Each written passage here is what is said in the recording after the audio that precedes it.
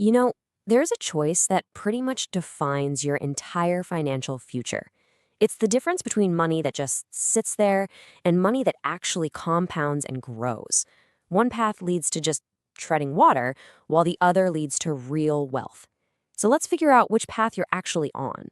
All right, I want to start with a question that's going to sound a little weird. What do you think is the absolute most dangerous amount of money you can have? And no, we're not talking about having zero. We're talking about a very specific number that puts you at a huge turning point. Believe it or not, the answer is $20,000. Now, why on earth that number? Well, think about it. It's not enough to feel rich, right? But you're definitely not broke. It's this tricky middle ground, an amount that puts you at a major crossroads where the very next move you make can change everything. And this quote, man, it just nails it. 20 grand is just enough capital to be the launch pad for real wealth, but it's also an amount that can, poof, just disappear if you're not careful. The decision you make with this exact amount of money really sets the tone for years and years to come. Okay, so before you can even think about growing your money, you gotta protect it. It's like building a house, right? You don't start with the fancy roof. You start with a rock-solid foundation. And in the world of finance, that foundation is all about playing defense. And if you're wondering why that foundation is so important, just look at this number.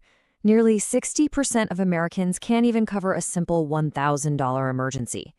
That means for the majority of people, one flat tire or one unexpected trip to the doctor can completely blow up their financial lives. That is the risk we have to get off the table first. So how do you do it? Well, the smartest way is this two-layer defense system.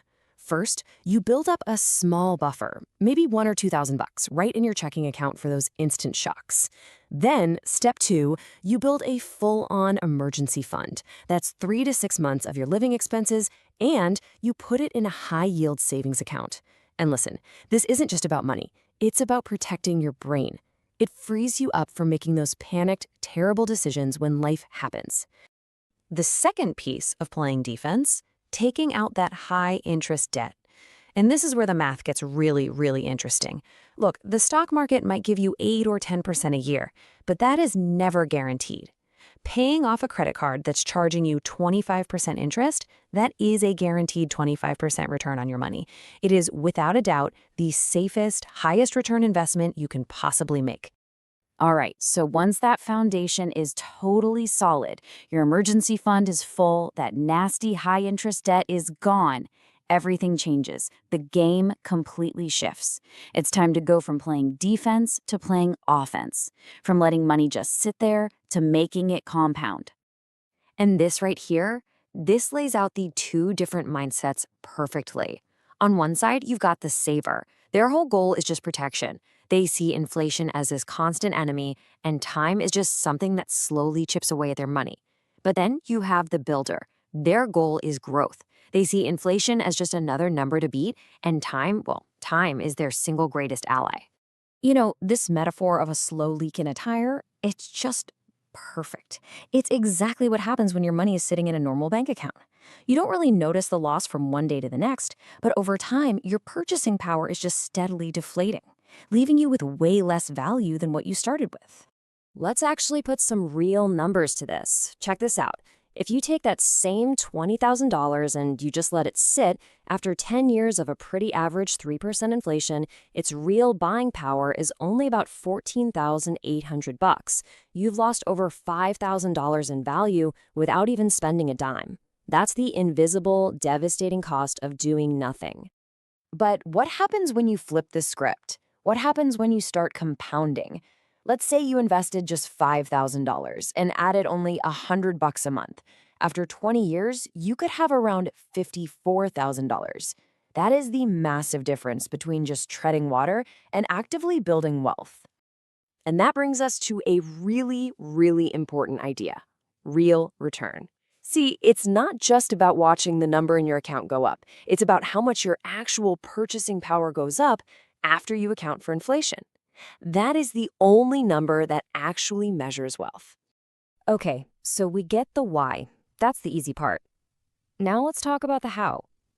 How do you actually make that shift from being a saver to becoming a builder? Well, it all starts with having a system. Now, don't look at this as a strict rule you have to follow. Think of it more like a blueprint, a way to start thinking. You don't need to be some Wall Street wizard. You can build a really solid, diversified portfolio with low cost funds like ETFs. Maybe mix in a few individual stocks you really believe in and some other assets just to spread out the risk. The whole point is to have a plan. And listen, this is so much bigger than just a financial strategy. It's really an identity shift. See, a saver's job is done the second the money hits the bank account, but a builder's job is to immediately put that money to work. One is just passive accumulation, the other is active, intentional deployment. To really drive this home, let's just make it super simple. We're going to follow two people who start in the exact same spot but make one tiny different choice at the beginning. This little story shows you the incredible power of getting the sequence right. Okay, so on the left, we've got poor Peter. On the right, rich Richard. Both get a check for 20 grand. Peter gets all excited and just throws all of it into the market. So when his car inevitably breaks down, he has no cash. He racks up high interest debt and then totally panics and sells when the market dips. Richard, on the other hand, plays defense first. He builds that emergency fund, so when the exact same thing happens to his car, he just calmly pays for it, no debt, and leaves his investments completely alone. And just 5 years down the road, look at this. The difference is just staggering. Same starting point, but Richard's net worth is nearly 4 times higher than Peter's. But look at the bottom row. That's the real story. Peter thinks the system is rigged, while Richard knows his system is working. It wasn't about luck, it was all about the sequence of their decisions. So, when you boil it all down, what's the big takeaway here? It's actually super simple. Your money can't be unemployed. You have to give every single dollar a specific job to do, whether that job is protection, sitting in your emergency fund, or growth, working for you in an investment. And I love this final thought because it just brings everything together. The starting line for financial freedom is not some huge dollar amount in your bank account. The starting line is a decision. It's the moment you decide to stop letting your money be lazy and you start putting it to work with a purpose. So that leaves you with one last question you got to ask yourself, a really honest question. When you look at your own money, your own habits, your own mindset, which path are you on right now?